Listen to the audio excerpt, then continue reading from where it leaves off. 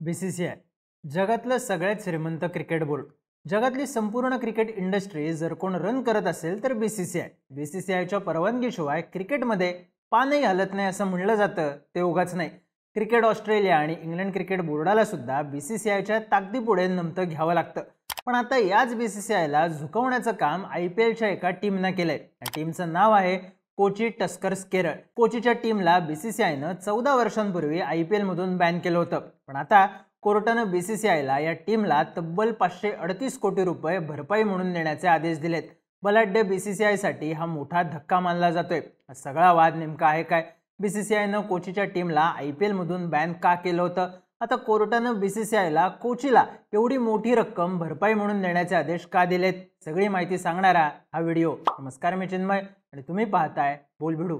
Kochi Tuskers ही IPLची 9वी franchise. बीसीसीआयनं 2010 मध्ये IPL मध्ये खेळणाऱ्या टीम्सची संख्या 8 वरून 10 करण्याचा निर्णय घेतला होता. त्यानंतर 2011च्या सीझनसाठी कोची टस्कर्स केरळ आणि पुणे वॉरियर्स इंडिया या दोन नव्या टीम्स ॲड करण्यात आल्या. 2010 मध्ये रेंडेझिव्ह स्पोर्ट्स वर्ल्ड कंपनीनं 1555 कोटी रुपयांना ही टीम विकत घेतली.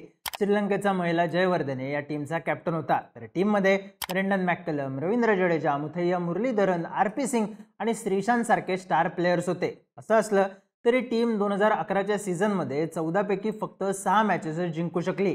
टीम पॉइंट्स टेबलमध्ये 8व्या नंबरवर राहिली आणि प्लेऑफमध्ये पोहोचू शकली नाही. सचिन तेंडुलकरनं त्याच्या T20 करिअरमधली एकमेव सेंचुरी या टीम विरुद्धच मारली होती. टीम सुद्धा तशी तगडी होती.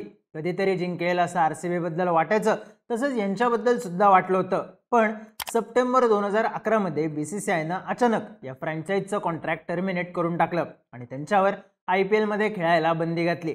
आता बीसीसीआयनं हे का केलं होतं? बोर्ड आणि फ्रँचाइजमध्ये वाद कशावरून झाला होता? तर सुरुवातीला कोचीच्या टीमची मालकी रेंडेझिव्ह स्पोर्ट्स वर्ल्डकडे म्हणजेच RSW कडे होती. RSWनं 27 मार्च 2010ला बीसीसीआयला 153 कोटी रुपयांची बँक हमी दिली होती. 11 एप्रिलला बीसीसीआय आणि RSW यांच्यात फ्रँचाइज करार झाला होता. पण यानंतर बीसीसीआयनं सगळ्या फ्रँचाइजना 2011च्या IPL सीझनपासून स्पर्धेचा फॉर्मॅट बदलणार असल्याची माहिती दिली. या वादाची सुरुवात झाली तेथूनच. नोव्हेंबर 2010 पासून कोचीच्या टीममध्ये बदल झाला आणि टीमचा कारभार कोची क्रिकेट प्रायव्हेट लिमिटेड म्हणजेच KCPLनं पाहणं सुरू केलं. KCPLनं 10 जानेवारी 2011 रोजी बीसीसीआयला फ्रँचाइज फी कमी करण्याची विनंती केली. आगामी सीझनमधल्या मॅचेसची संख्या पूर्वीच्या टेंडरप्रमाणे नाही असं KCPLचं म्हणणं होतं. पण बीसीसीआयनं KCPLची विनंती नाकारली. यानंतर बीसीसीआय आणि KCPL यांच्यात 12 मार्च 2011ला फ्रँचाइज करार झाला. KCPLची फ्रँचाइज फी कमी करण्याची विनंती बीसीसीआयनं आधीच नाकारली होती. असं असूनही बीसीसीआयनं हा करार केला.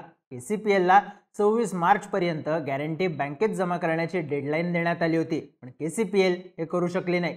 बीसीसीआयनं जवळपास 6 महिने वाट पाहिली, पण कराराची 153 कोटी रुपयांची रक्कम काही मिळाली नाही. शेवटी बोर्डानं 19 सप्टेंबर 2011ला फ्रँचाइजचं कॉन्ट्रॅक्ट टर्मिनेट केलं. बीसीसीआयच्या निर्णयाविरुद्ध KCPL आणि RSWनं जानेवारी 2012 मध्ये आर्बिट्रेशन म्हणजेच मध्यस्थीची प्रक्रिया सुरू केली. आर्बिट्रेशन ही एक अशी पद्धत आहे ज्यामध्ये दोन पक्ष त्यांचे वाद न्यायालयाऐवजी तिसऱ्या पक्षासमोर सोडवतात. तिसऱ्या पक्षाला आर्बिट्रेटर म्हणतात. कोची टस्कर्स आणि बीसीसीआय मध्ये आर्थिक वाद होता, त्यामुळे या दोघांमधला वाद लवादामध्ये गेला. लवादानं या प्रकरणाचा निकाल कोची टस्कर्सच्या बाजूने दिला. लवादानं 2015 मध्ये निर्णय दिला की बीसीसीआयनं कराराचं उल्लंघन केलं आणि चुकीच्या पद्धतीनं गॅरंटीची रक्कम वसूल केली. लवादानं म्हणलं की बीसीसीआयच्या चुकीमुळे KCPLला 384 कोटी रुपयांचं आणि RSWला 153 कोटी रुपयांचं नुकसान झालं. अशा प्रकारे बीसीसीआयनं एकूण 538 कोटींपेक्षा जास्त नुकसान भरपाई द्यावी असा निर्णय घेण्यात आला. यामध्ये व्याजाची रक्कम आणि कायदेशीर खर्चाचाही समावेश आहे. लवादाच्या या निर्णयाला बीसीसीआयनं 2015 मध्ये मुंबई उच्च न्यायालयात आव्हान दिलं होतं. तर यावर 10 वर्षांनी न्यायालयाचा निर्णय आला आहे. मुंबई उच्च न्यायालयानं मंगळवारी 17 जूनला लवादाच्या निर्णयाविरुद्ध बीसीसीआयनं दाखल केलेली याचिका फेटाळून लावली. मुंबई उच्च न्यायालयाचे न्यायमूर्ती RI छागला म्हणाले, न्यायालय यात हस्तक्षेप करू शकत नाही, कारण आर्बिट्रेशन अँड कॉन्सिलिएशन ॲक्टच्या कलम 34 अंतर्गत यात न्यायालयाची भूमिका मर्यादित आहे. बीसीसीआयचं आव्हान कायद्याच्या कलम 34च्या विरोधात आहे. तुम्हाला निर्णय आवडला नाही म्हणून आम्ही तो बदलू शकत नाही. अशा प्रकारे न्यायालयानं बीसीसीआयची याचिका फेटाळली आणि बीसीसीआयला 538 कोटी रुपये भरपाई म्हणून देण्याचे आदेश कायम ठेवले। यानंतर आता बीसीसीआयला आरएसडब्ल्यू आणि केसीपीएल यांना एकूण 538 कोटी रुपये भरपाई द्यावी लागणार आहे। मुंबई उच्च न्यायालयाच्या निर्णयाला सर्वोच्च न्यायालयात आव्हान द्यायचं की नाही हे बीसीसीआयवर अवलंबून आहे। बीसीसीआयकडे यासाठी 6 आठवड्यांपर्यंतचा कालावधी आहे। तसं पाहिलं तर कोचीची टीम सुरुवातीपासूनच वादात सापडली होती। टीमच्या मालकांचा इतिहासच वादग्रस्त ठरला होता।